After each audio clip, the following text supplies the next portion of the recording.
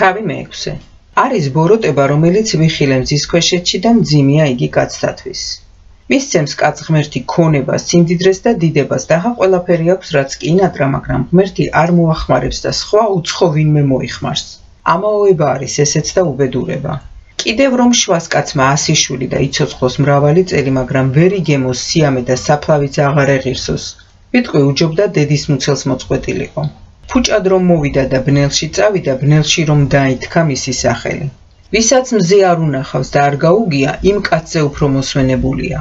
თუნდაც იცოცხლოს 2000 წელს და ვერაფერი სიკეთე ნახოს, რა ბედენაა, მაინც ყველა ერთ ადგილს მივა.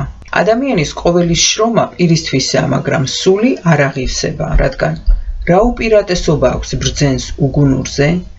და ღატაკს, რომელმაც იცის, როგორ გაუძლოს ცხოვრებას. სჯობს თვალით ნახო, ვიდრე გულს აჰყვე. ამაოება არის ესეც და ქარის დევნა. რაც კი არსებობს, ყოველივეს დიდი ხანია სახელი ქვია. არ არის კაცი ესეც ცნობილია, ძლიერთან დაბა კაც არ შეუძლია. ბევრი რამეა ამაოებას რომ ამრავლებს.